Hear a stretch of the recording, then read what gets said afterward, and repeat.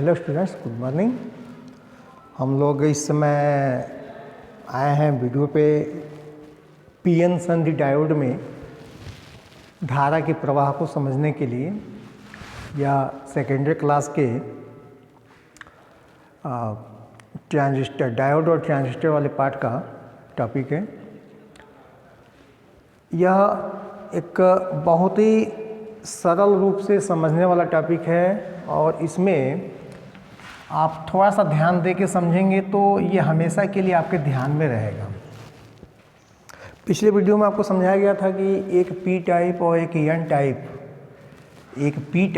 एक N type अर्धचालकों को जब आपस में जोड़ दिया जाता है तो इस संयोग को हम लोग पीएन संधि डायोड कहते हैं।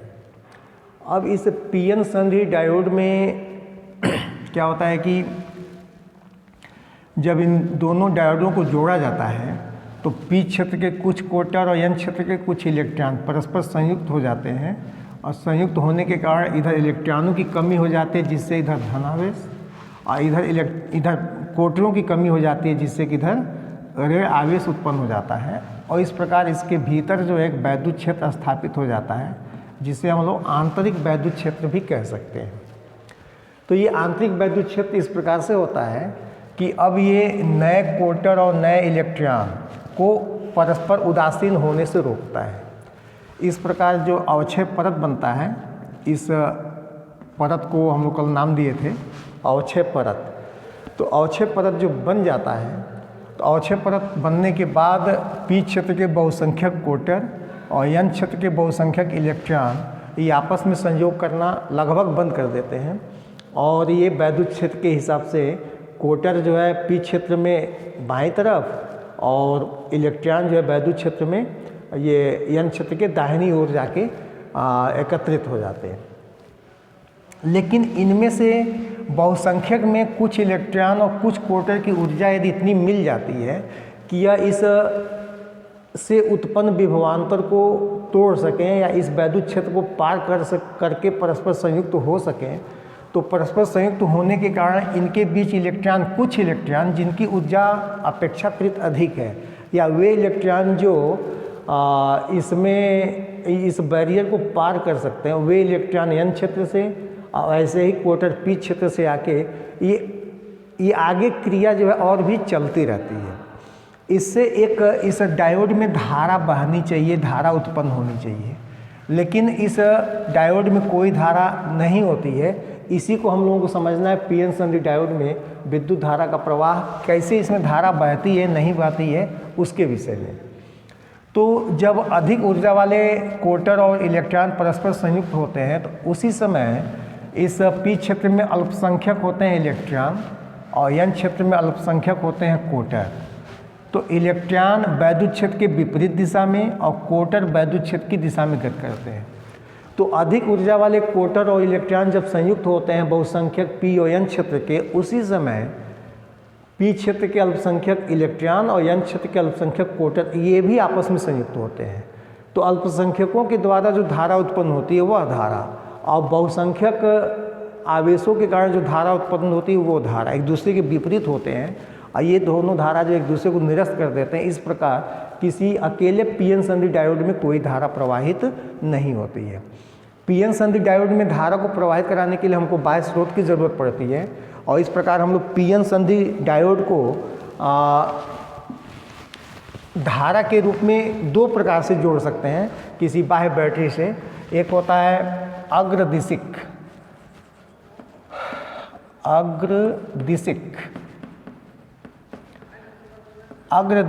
या फॉरवर्ड बेसिंग।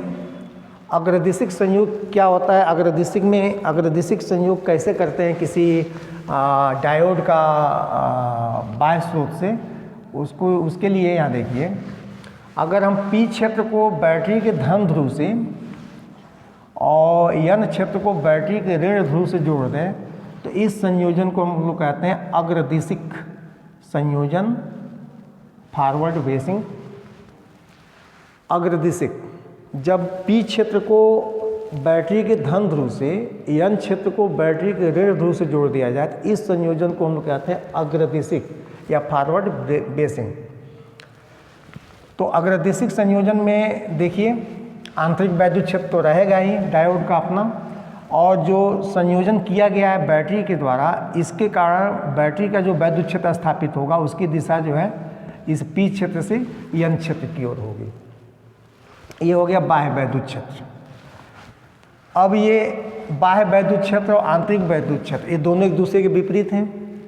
तो जब तक बाह्य वैद्युत क्षेत्र का मान आंतरिक वैद्युत क्षेत्र से कम होगा, बाह्य वैद्युत क्षेत्र का मान मतलब बैटरी में इतना विभवांतर रहते हैं कि उससे उत्पन्न वैद्युत क्षेत्र की तीव्रता जो है इसके आंतरिक वैद्युत क्षेत्र के मान से कम होगा, उस समय यही वैद्युत क्षेत्र प्रभावित होगा और ये जो परिपथ में धारा को रोकने का प्रयत्न करेगा, अर्थात यह एक प्रतिरोध की भांति काम करेगा।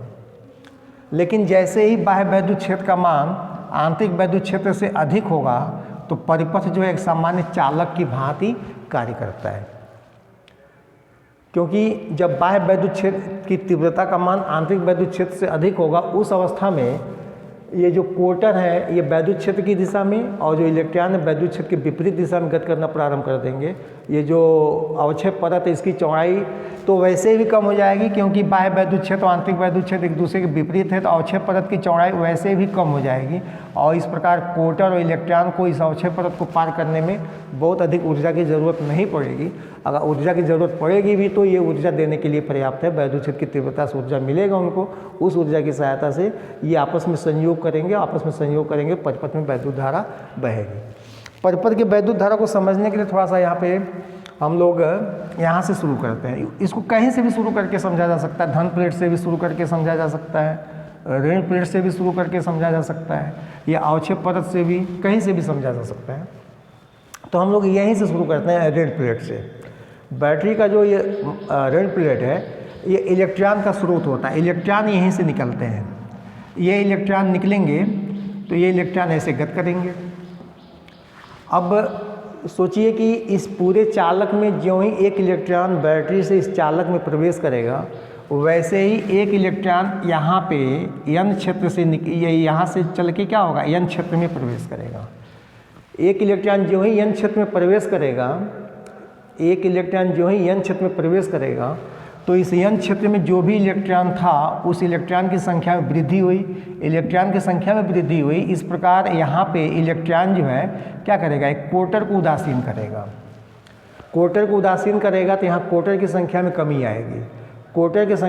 आएगी। तो उस कोटर को बनाने के लिए इस पी क्षेत्र का जो भाग धन सिरे की ओर जुड़ा हुआ है वहाँ पे सहसंयोजक बंध टूटेगा। तो यहाँ इलेक्ट्रॉन उत्पन्न होगा और उत्पन्न इलेक्ट्रॉन जो है धन प्लेट की ओर चलेगा और धन प्लेट की ओर चल के ये धन प्लेट पे जाके क्या होगा, उदासीन हो जाएगा।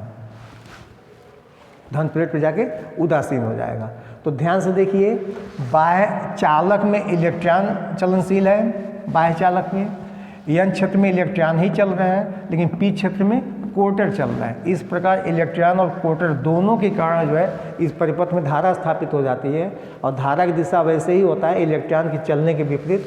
तो इसमें जो धारा स्थापित होती है वह धन प्लेट से ऋण प्लेट की ओर जो है धारा स्थापित हो जाती है। इस प्रकार अग्रदिशिक में इस परिपथ में धारा का बहना समझा जा सकता है और धारा जो है किसी डायोड में इसी प्रकार से बहती है। अग्रदिशिक संयोजन में अगर हम VI वक्र खींचें तो VI वक्र में x अक्ष पे हम लोग स्रोत का विभवांतर ले लें विभव, और y अक्ष पे अगर हम लोग इस परिपथ में बहने वाली धारा को ले लें तो इसमें धारा का मान प्रारंभ में कब, जब इसमें बाह्य वैद्युत क्षेत्र का मान आंतरिक वैद्युत क्षेत्र से कम है, अर्थात विभव का मान बहुत कम है। मतलब 0.1, 0.2, 0.3, 0.4 ऐसे। तो प्रारंभ में धारा बहुत कम होती है और यह एक अर्धचालक की भांति काम करता है। लेकिन ज्यों ही बाह्य वैद्युत क्षेत्र की तीव्रता जो है बढ़ के आंतरिक वैद्युत क्षेत्र की तीव्रता से अधिक होता है, उस अवस्था में धारा का मान जो है अचानक से बड़ी तेज़ी से बढ़ता है और यह जो है एक सामान्य चालक की भांति काम करने लगता है। इस प्रकार इसका VI वक्र जो है इस तरह से प्राप्त होता है। इसमें अगर देखा जाए तो इसमें सिलिकॉन और जर्मेनियम के जो अर्धचालक बनाए जाते हैं, तो सिलिकॉन और जर्मेनियम के अर्धचालक में यहाँ पे जो वक्र मिलता है V और I के बीच, ये जर्मेनियम के लिए 0.3 वोल्ट, जर्मेनियम के लिए ये V का मान जो है 0.3 वोल्ट, और सिलिकॉन के लिए इसका जो वैल्यू है V का ये 0.7 वोल्ट होता है। ये याद रखने की चीज़ है। तो ये मान के चलिए जर्मेनियम के P और N टाइप अर्धचालक बनाए गए थे, और इस प्रकार 0.3 वोल्ट के बाद जो है अब विभव बढ़ाएंगे तो ये सामान्य चालक की बात काम कर रहा है, अर्थात अब ओम के नियम के हिसाब से आपको VI वक्र मिलेगा। तो ओम के नियम के लिए ये डायोड जो है एक अपवाद है। डायोड अपवाद इसलिए है कि इसमें पहले विभव को बढ़ाने पर धारक में बहुत कम परिवर्तन होता है, बाद में विभव को कम ही बढ़ाने पर धारक मान में अधिक परिवर्तन होता है। और उसमें जो ओम के नियम में हम लोग VI वक्र बनाते हैं, तो ओम के नियम का VI वक्र जो है हम लोग को सीधी एक रेखा प्राप्त होती है। ये ओमीय परिपथ के लिए है, और डायोड जो है, डायोड को इसीलिए हम लोग अनओमीय परिपथ कहते हैं। तो यह है अग्रदिशिक संयोजन। इसी तरह से यदि हम लोग क्या करें, इस संयोजन को उल्टा कर दें, संयोजन उल्टा कर दें मतलब संयोजन कैसे करें, तो उसके लिए हो जाएगा पश्चदिशिक रिवर्स बेसिंग कॉम्बिनेशन। क्या होता है, तो रिवर्स बेसिंग या पश्चदिशिक संयोजन डायोड का कैसे करते हैं, ये दूसरा है। पहला है अग्रदिशिक और दूसरा है पश्चदिशिक। तो पश्चदिशिक में कैसे करेंगे, तो ये हो गया हम लोगों का डायोड, और डायोड में ये हो गया P क्षेत्र, ये हो गया N क्षेत्र। और P क्षेत्र को हम लोग बैटरी के ऋण ध्रुव से, और N क्षेत्र को बैटरी के धन ध्रुव से अगर जोड़ देते हैं, इसी संयोजन को हम लोग कहते हैं पश्चदिशिक संयोजन।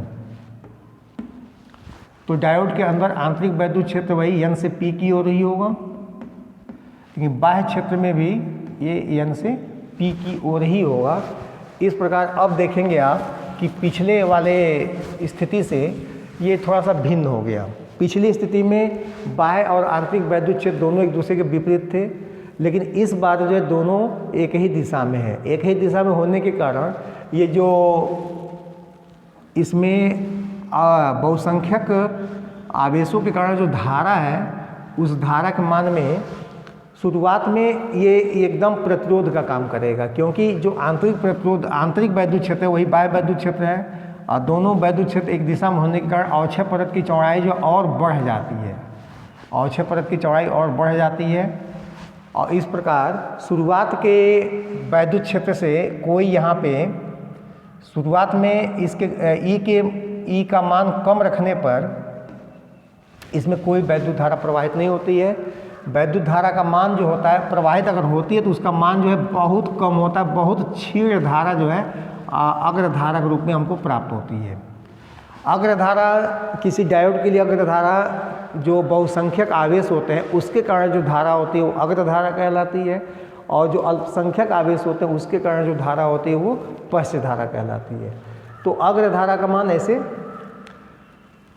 और इसमें फिर वैसे ही समझें कि इलेक्ट्रॉन यहाँ से चल के गया धारा बहाने के लिए। इलेक्ट्रॉन जैसे यहाँ प्रवेश किया वैसे यहाँ पे क्या हुआ, वैसे इलेक्ट्रॉन जो ही इस P क्षेत्र में प्रवेश करेगा वैसे कोटर उदासीन होगा। कोटर उदासीन होगा तो अवक्षय परत से एक सहसंयोजक बंध टूटेगा। अवक्षय परत का जो सहसंयोजक बंध टूटेगा उससे बना कोटर P क्षेत्र में आ जाएगा, और उससे बना इलेक्ट्रॉन जो है अब वह इलेक्ट्रॉन जो है N क्षेत्र में जाएगा।